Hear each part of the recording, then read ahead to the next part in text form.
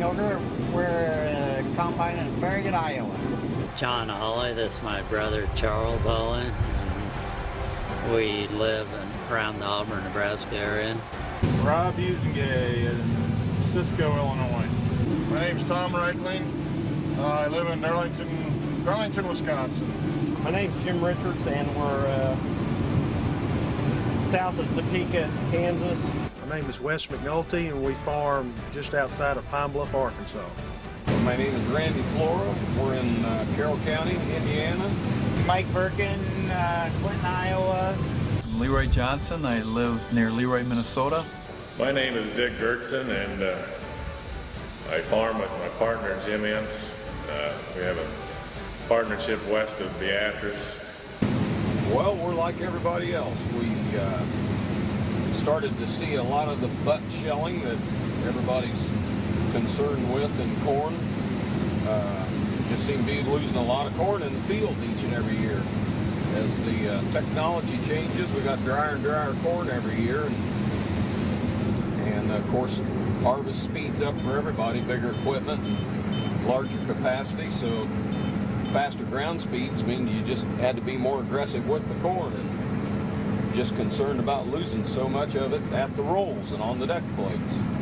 Our old corn head did not have adjustable deck plates on it, so we had to adjust them manually and change them whenever we got into the different size corn, different diameter stalk on the corn, and it was just hard to do. You just get where you just didn't change it and try to get a happy medium set. With the heads that we had been using, the deer heads with the hydraulic deck plates, I always had to move them, and then I never knew whether I was going too far or not far enough. And the difference that we have seen with the hydraulically controlled deck plates and these automatic deck plates is there's no way to tell the size of your stalk going through the field, or the thickness or the thinness of your stand in the field, and I can just tell that the automatic plates are taking all the guesswork out of me getting down, and when you're changing field conditions, it's taking all the guesswork.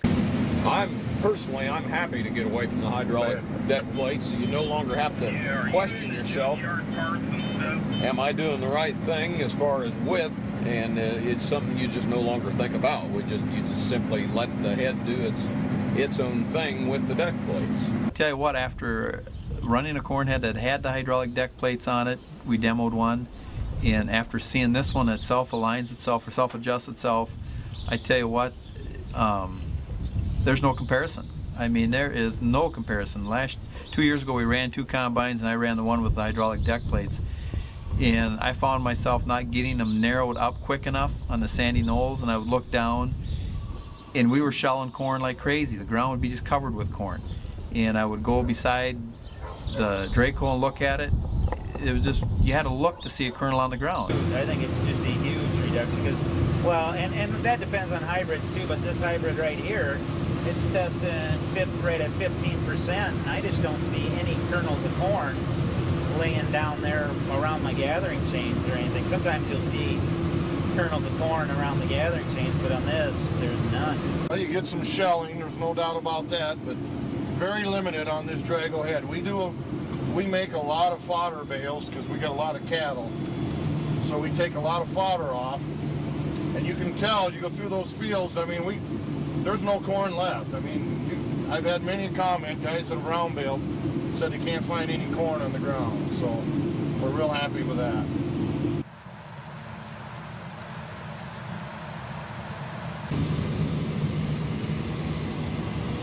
I said if you can get these kind of crop conditions to feed into your header and not shell out, that is really an amazing feat. That just shows you the value of the header when you can get this kind of corn right here, not to shell out of the header.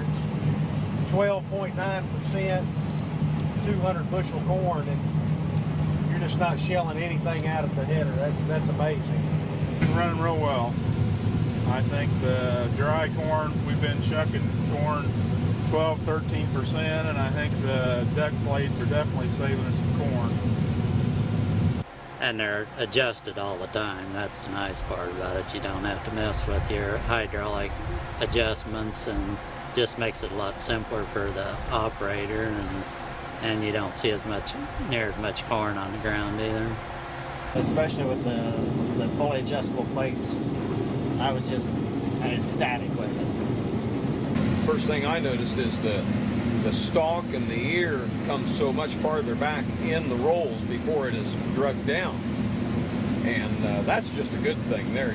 You're using all the roll instead of the very front end of it. Same thing with the deck plate. You get that ear farther back towards the auger before it's drugged down. So let's say you do have sun shelling. Well, more than likely that loose corn is going to wind up in the auger because it's near the auger at that time anyway. So that was the first thing I noticed different. Obviously the second thing is how much gentler it is on its way down, and then when the ear hits the deck plate, it's just so much more gentle than what you're used to. I believe that the Drago header is just engineered differently than other headers. It's the length of your stalk rollers, the way the deck plates adjust in and out, and because of the length of the stalk rollers, they turn at a slower speed, and they bring the corn in much more gently than other headers do. And that is the biggest difference that I see, is when it brings the stalk down at a slower speed, you're going to reduce all the shelling loss that you have, and as those deck plates are adjusting through the field, you don't have to worry about a smaller cob slipping down and shelling at the header. And when I talk to neighbors about a Drago header, I just tell them that it's engineered differently, and it's scientifically superior. I don't see any ear bounce on this at all. You don't see any ears fly out. I don't know whether it's conditions this year or the way the head's designed. Maybe since the snapping rolls run a little slower and they got a longer distance to pull the stalk down through, we're just not seeing the ears fly over the back of the head, going out forward or going anywhere. It's done an excellent job that way. That it runs so much slower than all the other heads, I think that helps a lot with the shelling. It really makes it, I just think a lot of the companies run their corn heads way too fast. Ear bounce is basically gone or very minimal because of the way that they're running the snapper rolls a lot slower. Snapper rolls are longer, but they're running slower, and so bounce is practically gone. You don't hardly ever lose an ear from bounce. You have it all the way down there, and those gathering chains get it, it brings it up in. They stick out farther than what our old head did. Whatever comes in the corn head stays in the corn head.